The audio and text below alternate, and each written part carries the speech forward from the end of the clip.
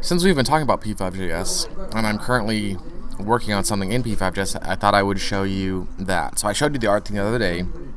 It's an entirely different thing. So this is an older game from when Flash worked properly, and I'll show you a little bit of what it looks like. So it's buggy, right? It's running through an emulator, and sometimes emulators work very well with old Flash titles, and sometimes they really don't. And this is one that doesn't really. At the start, it doesn't seem too bad, but the more you play it, the more you realize that it's really not working great. I think there's maybe a memory leak or something in there, or maybe some data that's not properly being disposed of or written over or something, because the further in the game you get, the more laggy it gets. So I think all of these objects are maybe not being refreshed properly, or maybe it's taking lots of copies, or I don't know, but the longer you play, the more laggy it gets. But this is the basic concept, is you've got this little abstract robot arm thing, and you click it, and when you get it in the correct position, you move to the next level. As you keep going, it does get a little bit more complex, and you can get multiple points of articulation like this, and that's essentially the game. I'm not going to go very far because, again, the further I get, the laggier it gets, and the longer I play, the laggier it gets. Even if you just let it sit on nothing, it keeps getting laggier and laggier. My computer almost froze last night just from letting it sit for several minutes while I was working on my recreation. So here I'm going to show you what I have so far, and please keep in mind this was not a fast thing. I've worked on this for a couple weeks now, playing with different parts, experimenting with different parts, breaking things, crashing things. That's how it works. So this is where I am right now as of this morning. So I created this little start screen earlier this week, I think Monday or Tuesday. Yesterday I added sounds and music, and I just found some free music online that said it was free as long as I attributed it to where I got it from. And so yeah, here's where I am. I also, yesterday or Tuesday night, I don't remember which exactly, I added these little tutorial screens. Kind of teaches the person kind of what the point of it is. I added these in. Okay.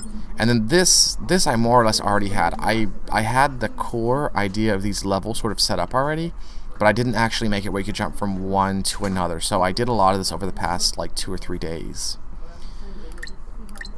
So once you complete the task, then you can move on to the next level.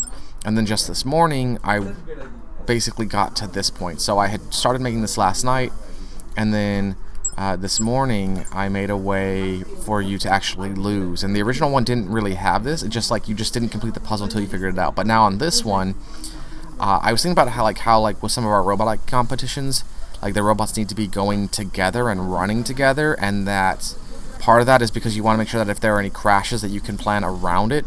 And so in here I designed a way where the arms can crash, you lose the level, and then you need to try again. I need to fix that spacing, right? That's off center, but that's okay, I'll do that later. Alright, so then it restarts the level, right? And then you're back here again, and you can try again. There we go. Now I don't have anything else yet, that's as far as I am. I don't have a level 3 yet. I have plans for level 3, I've thought about it, I've tinkered with some of the ideas and other things, but I'm not there yet. Now, I haven't been working only here. I actually have quite a few parts on here. So you can see here from March 18th. This is one that I found online. This is where the arm started on. So this little thing, someone else made it. I found it online. It's on the p5js official site. And this is what I sort of based the original arm on, right? This whole thing started as that, and I just modified things, right? Made it look a little bit more like the inspiration game, okay? And then after playing with that and understanding a little bit of how that works and changing that up some, was it this one? I should have named these better, but I didn't. I have this. Okay, and here's where I was playing with some things, right? So here I've got different buttons that can move different parts, right? There are still some little parts that I need to fix, okay? And I can move the different parts of the arm. Here in the console, you can see that it's printing wherever I'm clicking, I was using that so that way I could figure out how I wanted to place the dots, like the exact position. So instead of trying to like guess and check where these little dots should go, where are the dots? Is this the dot? Stroke, create canvas. Here it is. Here's the dot. Instead of trying to guess where it should go on here, I just made it instead that whenever I clicked, it prints the mouse X and mouse Y. So that way I can like just click where I want the dot to be, and then I can put those coordinates in, right? Just faster than guess and check. I did object-oriented programming for the different parts of the arm as well as the button. So I've got, this is the object-oriented class that I'm using for the buttons, and here's the different parts for the arm. And in here, you can see sort of how I constructed the arm, right? So I'm defining the different parts of the arm, defining the different buttons. Here I'm telling them to actually display. And here I have it that if you click the buttons, then it sends a message to the arm, or it calls a function on the arm, a method on the arm, saying that it was clicked, which then causes it to rotate. So I played with this for a while, and I didn't start with all three. I started with just one part, and then I figured that out, and I just kept going and building more and more on top of that. So this original one, does this one have? Okay, so this one didn't have object-oriented programming. So I converted this to an object-oriented programming type thing, and I based that understanding of sort of object-oriented programming off a very simple p5js, off sort of a very simple program for object-oriented programming. Alright, let's see if this is the one. Nope, that's not the one. This does not have an object in it.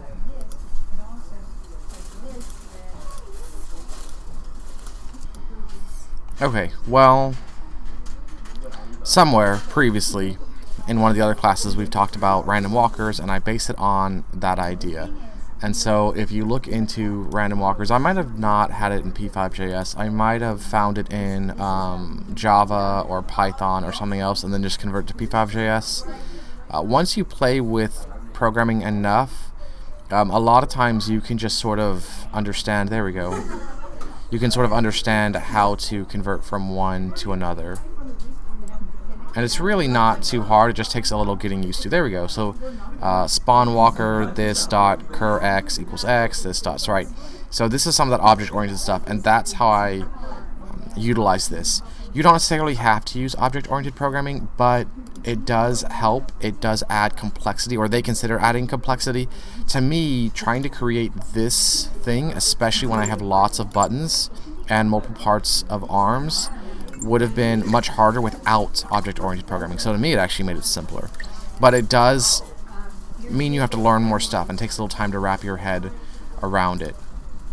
So again, also, that wasn't the only part. So let's see, what is this? I think this is one I already showed you. Oh, this was one where I was trying something else out, and I didn't quite get it to work, obviously. I'm trying to make it so that when you have multiple arms like this, that I could also have multiple branches earlier up that could have multiple parts on them, and I haven't gotten that to work yet. I have some ideas on how it might work, but it hasn't yet. And this was one of those experiments where I thought I had figured out a way, and clearly I didn't. So, and then I also have this one, which, what is this one? Okay, I think this is the one that I showed you just a moment ago. Right, so I have multiple different ones that I've been playing with, trying to figure out what I'm doing, how it works, etc., to be able to get things to work the way that they wanted to.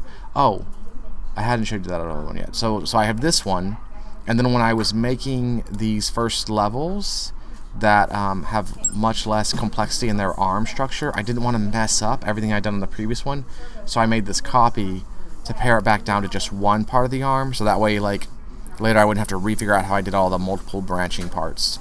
So, again, those multiple branching parts don't work exactly the way that I want yet, but it's getting there. So, yeah, there you go. That's what I've been working on.